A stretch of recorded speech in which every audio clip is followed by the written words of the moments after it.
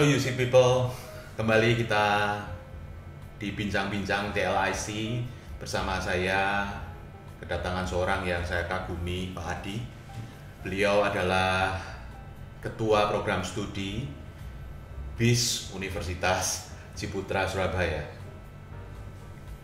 Pak Adi, ini saya cukup curious dengan kata BIS ini Pak. Apa sih Pak BIS ini Pak? Oke, baik Pak Luki. Ini mungkin sedikit koreksi. BIS itu kita mulainya sejak 2011. Waktu itu kita sebagai peminatan dari program studi informatika. Tapi per 2017 kemarin kita resmi berdiri sebagai program studi sendiri dengan izin yang bernama Sistem Informasi. Tapi kalau nama kerennya di UC, ISP, singkatnya dari Information System for Business, Pak. Information System for Business, jadi ISB. Ya, sekarang jadi ISB ya, ya. Information System for Business. Baik Pak. Nah, saya pengen tahu nih Pak, di Information System for Business ini apa yang menjadi fenomena dengan perkembangan teknologi yang luar biasa di abad 21 ini Pak? Ya, jadi gini Pak Luki, kalau kita lihat sejarah ya, kebetulan mungkin Pak Luki sama saya kan umurnya tidak jauh beda, kita sempat merasakan namanya generasi zaman old ya. Yes. Dimana kita kuliah dulu, orang tuh sibuk melakukan namanya otomasi. Semua yang manual dijadikan digital, ditransformasi menjadi otomatis menggunakan IT ya, sistem IT. Waktu itu. Semua yang asalnya kertas manual dikomputerize semua. Zaman-zaman kita dulu kuliah mungkin masih kalau mendaftar mata kuliah masih pakai kertas itu. Di zaman saya udah mulai diganti dengan komputer.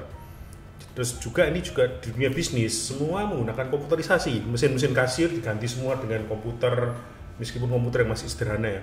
Nah, itu di era tahun awal 2000-an sampai ya mungkin 2005-2006 itu terus berjalan. Nah kemudian sebenarnya kalau kita lihat ketika IT sudah diterapkan itu menghasilkan sebuah data. Nah dari data itu kan sebenarnya kita tahu tren-tren terkini itu apa betul ya. Jadi misalkan gini, selama ini kita cuman kayak ahli nujum atau dukun gitu ya, kira-kira nanti bulan ini bakal laku barang ini. Kenapa begitu? Perkiraan lihat fenomena tahun lalu atau 2 tahun lalu atau 3 tahun lalu itu sebenarnya kan kita melihat pattern pola itu ya. Tapi apakah sebenarnya itu bisa dibuktikan beneran? Nah bisa kalau sekarang kalau asal ada datanya. Nah dengan penggunaan IT yang sudah masif tentu ada banyak data yang dihasilkan. Nah dari situ bisa Pak Luki dianalisis lebih dalam. Termasuk juga bisa dianalisis. Kalau Pak Luki belanja ke supermarket, ini barang yang dibeli apa aja yang berkorelasi. Misalkan Pak Luki, saya suka dengan susu, tapi kok juga beli coklat. Jangan-jangan orang yang beli susu pasti beli coklat.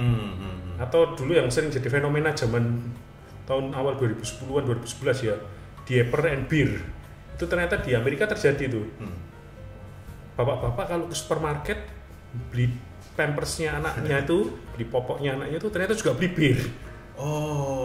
Jadi gitu ya. Zaman 2010-an sekitar 10 tahun lalu ada sebuah pola seperti itu ya Pak. Sampai-sampai kan di raknya supermarket diatur sebelahnya diaper pasti bir. Banyak orang awal tanya, kok bisa itu, apa hubungannya? Ternyata secara data menunjukkan seperti itu Pak. Jadi kan banyak insight-insight baru dari dunia bisnis melalui data ini Pak. Jadi dari data-data yang terkumpul sedemikian banyak ini muncul peluang-peluang begitu ya Pak. Dan betul. Itu dicoba jawab di Information System for Business di Universitas Ciputra. Betul Pak. Jadi kenapa di Information System for Business kita punya 2 peminatan, 2 core inti. Ini dua-duanya mereka akan pelajari yaitu Enterprise Resource Planning dan juga Data Science for Business. Di mana Enterprise Resource Planning kita belajar bagaimana sistem itu terintegrasi dengan baik dari ujung ke ujung. Dan dari situ akan menghasilkan sebuah data untuk bisa diolah di menggunakan metode data science yang saat ini mungkin lagi booming ya. Dimana-mana bilangnya data science, data analis gitu. Data science, saya pernah mendengar itu Pak. Apakah itu nanti juga akan dimasukkan di kurikulum kita Pak? Pasti Pak, itu salah satu core di kita. Jadi kita fokus di data science tapi for business. Artinya data yang kita olah adalah data bisnis yang berupa teks, berupa angka, yang merupakan hasil transaksi dari sebuah bisnis, entah itu bisnis apapun ya. Ada cerita yang menarik nggak Pak tentang penggunaan data science ini? Nah, kalau cerita menariknya sebenarnya banyak sih Pak ya. Contohnya aja kita misalkan ingin memprediksi customer gitu ya. Itu kan trennya kalau di Indonesia di bulan-bulan tertentu yang kelihatan rame, itu kan banyak barang itu di stok di retailer kita yang dekat-dekat rumah kita itu loh Pak. Ada 2 yang besar yang dekat rumah kita menjelang hari-hari tertentu kan selalu ada barang yang numpuk banyak itu ya. kalau dilihat apakah mereka ini juga ngawur atau asal-asal ya pelaku enggak, ternyata enggak, itu mereka berdasarkan data. Dan kalau Pak Luki lihat kelihatannya harganya kan dibuat diskon terus ya. Itu kan untuk mancing supaya kita mau beli itu Pak. Dan masih terkait dengan retail dekat rumah kita itu Pak.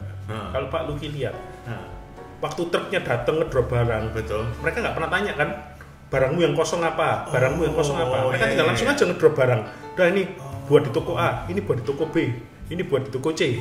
Mereka tinggal ngedrop, nggak perlu tanya lagi. Karena apa? Karena ternyata integrated semua Pak. Jadi retail dekat rumah kita yang buahnya itu sistemnya tiap hari mereka tuh harus closing transaksi akan di store ke pusat.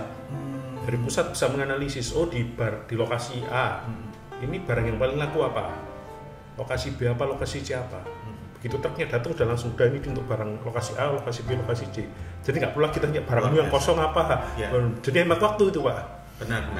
Jadi bisnis akan lebih efektif, lebih efisien begitu ya dengan adanya data science ini. Betul.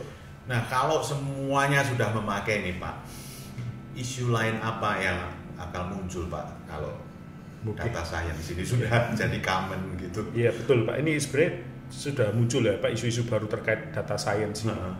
Ini kan sekarang lagi fenomena sebuah data science. Next ke depan kita tuh harus berbicara masalah pengelolaan data dan tata kelola data ini Pak. Data itu memang ada, tapi siapa yang boleh ngakses? Data mana yang boleh di-share ke even ke dalam sebuah internal organisasi yang sama ya?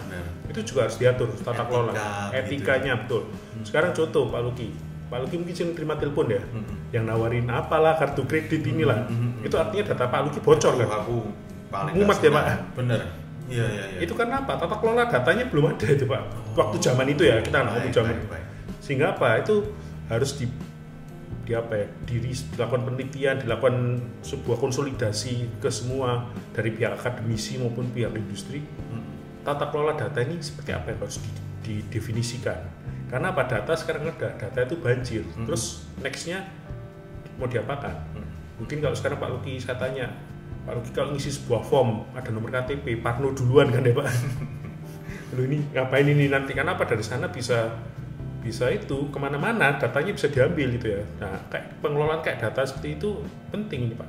Apakah boleh memang semuanya nanti harus ngisi nomor KTP? Padahal di Spenduk Capil di Surabaya itu sudah menyediakan API, bisa saling connect untuk tahu, ini betul nggak yang nomor KTP sekian namanya Pak Luki.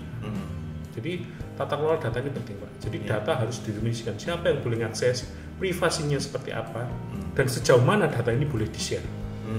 Itu nanti dikenalkan ke mahasiswa kita juga di kurikulum yang baru. Di kurikulum baru kita ada mata kuliahnya Information System Governance dan Security. Jadi kaitannya dengan pengamanan aset-aset sistem informasi kita dan tata kelolanya seperti apa. Menarik. Nah, termasuk ini Pak Luki. Ini menarik ini. Saya beberapa waktu lalu saya ikut sebuah seminar internasional. Pembicaranya bilang privasi itu perlu didefinisikan ulang. Artinya apa? Ketika Anda pakai sosial media, Pak Luki mungkin pakai sosial media, mungkin pakai Instagram ya. Pak Luki nge-set profilnya publik. Pas saya di depan Pak Luki menunjukkan, Pak kok kemana-mana ini? Pak Luki langsung tersipu malu. Padahal kan publik itu, harusnya kan semua orang boleh lihat. Betul. Lah kenapa kok waktu saya posting atau saya tunjukkan Pak Lukinya malu? Ya itu artinya apa? Privasi itu perlu dikaji, definisi. Bahkan saya pernah iseng-iseng di kelas. Oke ya guys, kalian kan itu pakai sosial media. Kalian udah tahu ya kalau setting publik itu artinya semua orang boleh lihat. Saya beneran show di kelas, di proyektor di kelas. Ini loh sosial medianya sini. Langsung dia malu. Loh Pak kok ditampilkan? Loh, kan sama aja nggak? Saya tampilkan orang bisa lihat kan. Kalau pengen nggak ditampilkan ya jangan dipublish. Dipublish. Kalau kamu privat, terus saya sorot di proyektor kelas itu saya salah. Tapi kan kamu buat publik. Even bahkan saya tidak perlu login ke sosial media itu saya bisa lihat. Langsung mahasiswanya mulai paham. Oh ini loh disebut namanya. Kita perlu melakukan tata kelola soal data dan sistem informasi. Benar. Dan itu perlu edukasi masyarakat ya. Jangan sampai kita sembarangan nge-share data. Nah itu memang itu ya kalau zaman dulu kan mungkin Pak Luki masih ngalami ya Windows 95 itu kan nggak ada username password. Tapi tambah lama Windows itu ada passwordnya. Semua operating system sekarang semua ada username dan password. Itu apa? Artinya sekarang security yang paling basic di operating system laptop atau komputer kita itu penting. Nah, habis ini masalah security dan privasi data itu jadi hal yang penting. Selama ini kita cuman mau ngisi form, oke aja finish gitu ya. Kita nggak pernah baca itu isinya apa itu. Pas data kita bocor, baru dulu kok bocor. Padahal di terms and condition-nya udah jelas. Nah, seperti itu Pak. Jadi memang perlu ada awareness tentang data governance. Ini nanti kaitannya juga dengan entitas bisnis atau entitas yang lain. Bahwa data itu memang akan menjadi sebuah aset baru untuk sebuah instansi atau entitas. Untuk itu perlu dijaga dengan data governance ini Pak. Yes. Wah, menarik sekali. Pak Adi, kalau kurikulum kita seperti itu ya, mereka mempelajari sesuatu yang sangat up to date, khususnya di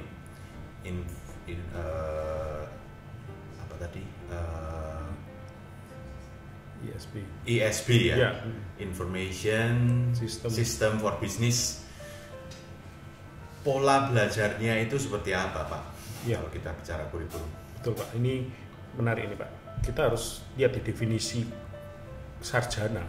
Itu sebenarnya ilmunya yang sifatnya lebih applied, bukan yang scientific seperti anak S2 atau apalagi S3 ya. Artinya apa? Ketika kita menghasilkan orang sarjana, dia itu harus siap diserap oleh industri atau dunia kerja. Nah, kurikulum kita tentu saya arahkan ke sana. Untuk supaya itu benar-benar anak ini siap seperti apa, tentu saya melibatkan industri juga. Mereka memberikan kuliah tamu, bahkan kalau ketika ada semester break yang cukup panjang, mereka bisa magang atau bahkan saya datangkan mereka untuk memberikan workshop dari pihak industri. Wah, menarik sekali. Jadi anak-anak tahu, oh ini yang dibutuhkan industri itu seperti ini. Dan industri itu pun tahu, oh ternyata di kampus diajarkan seperti ini ya. Saya sudah keri terus ya kuping saya ini dari pihak industri bilang, ini kok ya diajar di kampus kurang bisa inline dengan industri. Nah, tapi beberapa anak bisa masuk, kan berarti ada sesuatu yang miss ini. Benar. Harus segera di solve ya. Itu saya sering diskusi sama industri kebutuhannya seperti apa. Itu sejak semester berapa Pak masuk mengundang industri ini Pak? Itu mereka bahkan di level yang semester paling bawah pun tetap ada. Ya. Tapi tentu materinya pasti beda ya dengan semester di atasnya untuk biar sesuai Pak. Jadi di semester 1 saya lebih menekankan sifatnya awareness atau educated atau betul kebutuhannya seperti ini, kalian harus siap, nanti semester depan kalian akan belajar apa, ini untuk arahnya kemana. Ya, sedangkan dengan anak semesternya lebih atas tentu sifatnya lebih praktikal ya.